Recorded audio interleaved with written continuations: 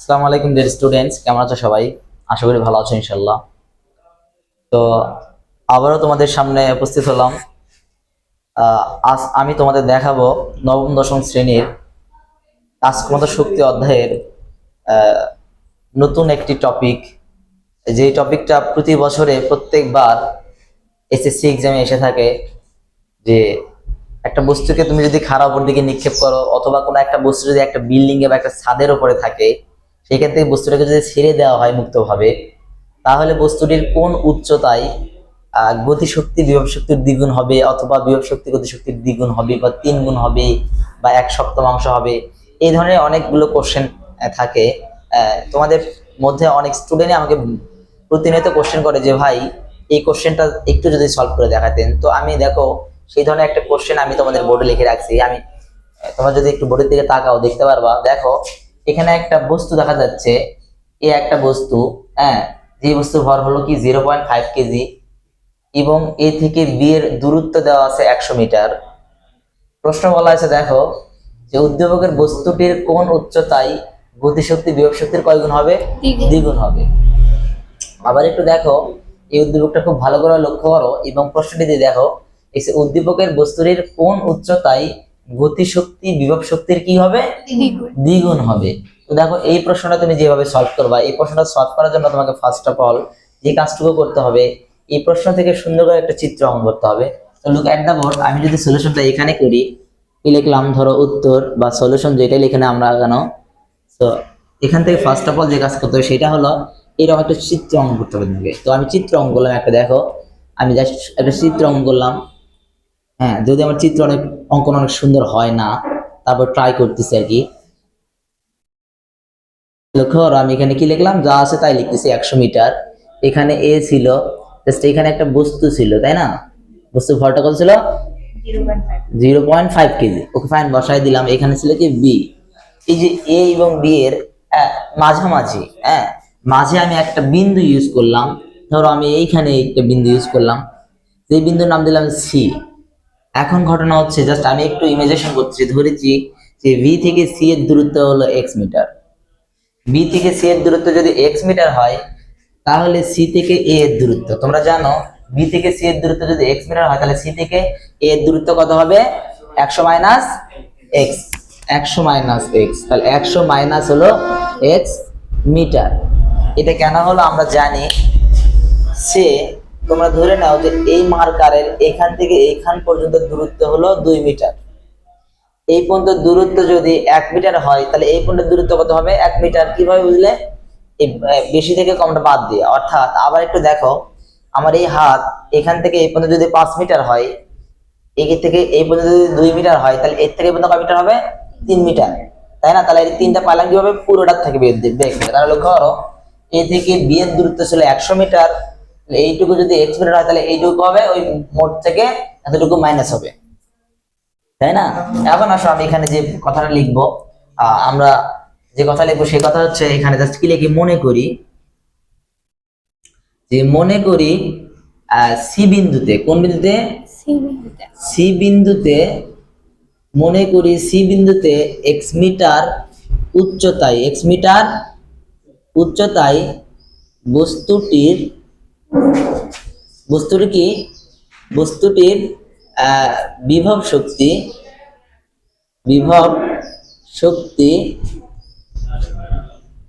গতি শক্তির কয় গুণ হবে?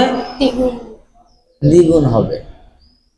জাস্ট জাস্ট এটা আমরা জাস্ট একটু ধরে নিলাম। এখন দেখো যে কাজ করব, আমি এই প্রশ্নটা আমাদের মনে রাখতে হবে যে গতিশক্তি বিভব শক্তি কয় গুণ হবে? দ্বিগুণ হবে। তাই বলতে থাক, সমস্যা নাই। আমরা এদিকে লক্ষ্য করি, তাহলে আমরা কি করব, এই যে সি বিন্দু যেটা ধরছি, এই সি বিন্দুতে বস্তুটির বেগ নির্ণয় করব। তার কারণ গতিশক্তি ডিপেন্ড করে কার উপর? বেগের উপর। আর হিসাব করতে হয় কোথা থেকে কোথা? উপর থেকে নিচে। Okay fine. তাহলে আমি যেহেতু সি বিন্দুতে গতিশক্তি নির্ণয় করব, সেই ক্ষেত্রে সি বিন্দুতে প্রথমত আমাকে যে কাজ করতে হবে সেটা হচ্ছে বস্তুর বেগ নির্ণয় করতে হবে। Okay fine.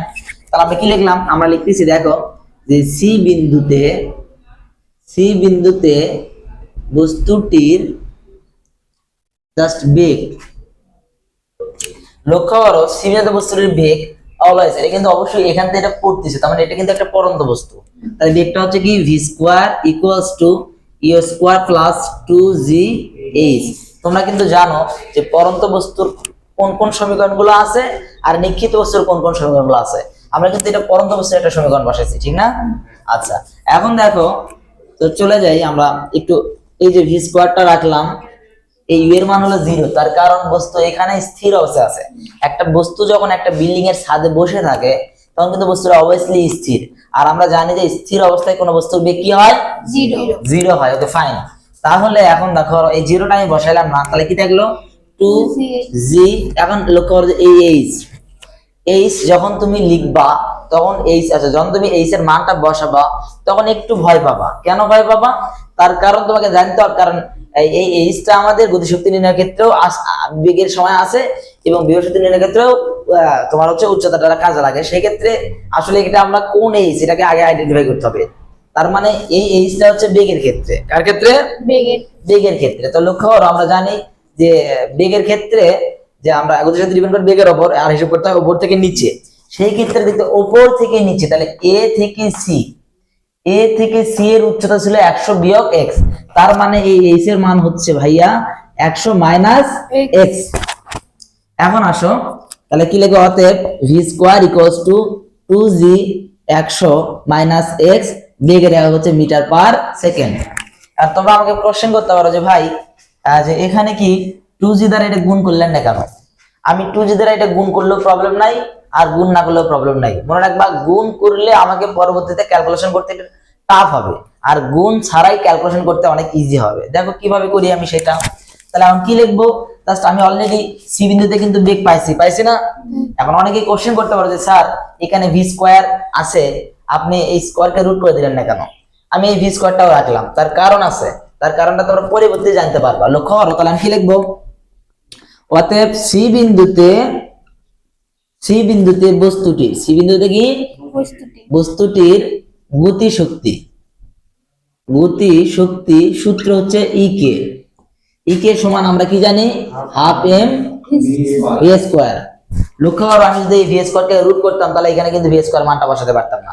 যাক লক্ষ্য করো আমি এখানে কাজ করি, এই যে হাফ টাইম বসাই দিলাম, এই এমটাও আমি লিখলাম, এম এর মানও বসালাম না, এই ভি স্কোয়ারের মান ছিল দেখো কি 2g 100 মাইনাস x, এখানে কি বসালাম? মান বসিয়ে পাই। এখন দেখো এই 2 আর 2 কাট পসিবল, তাহলে আমি যদি এখানে 2 দ্বারা গুণ করতাম তাহলে এটা কাটতে পারতাম না। তো ফাইন, তাহলে কি থাকলো? mg, কি থাকলো? mg 100 মাইনাস x, এটা তো শক্তির একক জুল। তাহলে দেখো আমি সি বিন্দুতে কিন্তু অলরেডি কি শক্তি বাই করছি? বিভব গতি শক্তি বের করছি। এখন এই সি বিন্দুতে কি শক্তি বের করবো? বিভব শক্তি। তাহলে আমি এখানে লিখতেছি, দেখো কি লিখলাম? অতএব সি বিন্দুতে কি শক্তি? বিভব শক্তি সূত্র হচ্ছে ইপি সমান mg h। তাহলে আমি লক্ষ্য করো এম রাখলাম, এই জি রাখলাম, এই যে এইচ লিখতে একটু ভয় পাবো, তার কারণ এই এইচটা কোন শক্তির? বিভব শক্তির। তাহলে বিভব শক্তি ডিপেন্ড করে কার উপর? উচ্চতার উপরে। হিসাব করতে হবে কোন জায়গা থেকে কোন জায়গা? নিচ থেকে উপরে। তাহলে নিচ থেকে উপরে, এখন কোন উপরে? আসলে উপরে কিন্তু একটা ই আছে, একটা সি আছে, তাহলে নিচ থেকে উপরে কোন জায়গায়? তাহলে বি থেকে সি তে। তাহলে বি থেকে সি এর দূরত্ব কত ছিল? x। ওকে x মিটার, তাহলে আমি x টা বসাই দিলাম। তাহলে সি বিন্দুতে বস্তুটির বিভব শক্তি কত দাঁড়ালো? ইবি, তাহলে কি ইবি সমান mg x, এত হচ্ছে জুল। এখন আসো আমাদের প্রশ্নে কি বলা ছিল? জাস্ট প্রশ্নের দিকে লক্ষ্য করি আমরা।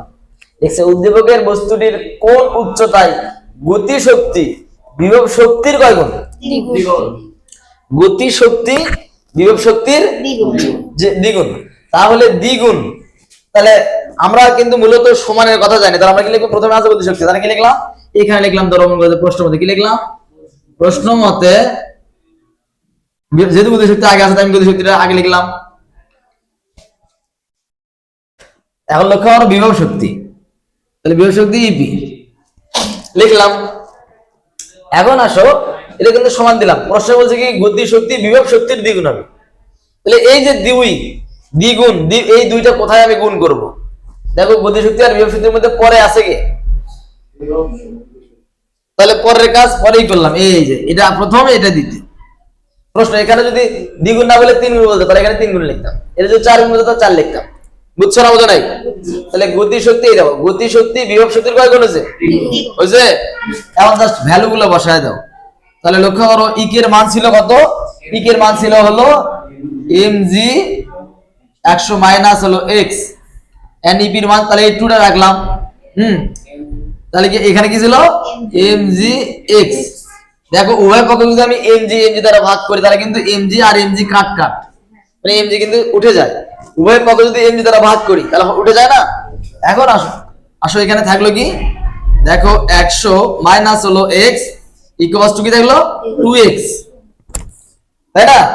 এখন লক্ষ্য করো আমি কি করলাম, 100টাকে এই পাশে রাখলাম, এই যে 2x কে যা যা রাখলাম 100 নেগেটিভ আর এটা কি পজিটিভ, তাই না? জাস্ট এক লিখলাম।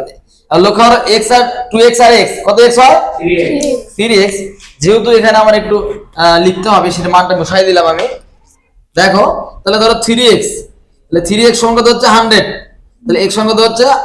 100/3। এটা যদি আমরা ক্যালকুলেট করা হয় দেখো কত হয়, ক্যালকুলেট করতে পারো তোমরা।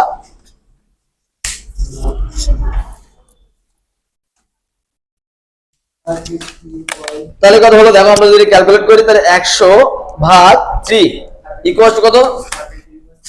মানে হচ্ছে 33.33 মিটার। তার মানে আমাদের x এর মান কত পেলাম? x এর মান পেলাম আমরা হচ্ছে 33.33 মিটার। অর্থাৎ আমরা বলতেই পারবো যে আমরা কিন্তু লিখছিলাম যে সি বিন্দুতে x মিটার উচ্চতা, অর্থাৎ বি বিন্দু থেকে 33.33 বা 33.33 মিটার উচ্চতায় বা উপরে বস্তুটির গতি শক্তি বিভব শক্তির কয় গুণ হবে? দ্বিগুণ। বুঝছো কি না? আমি কি তোমাদের বুঝাতে পারছি? That's it, thank you so much.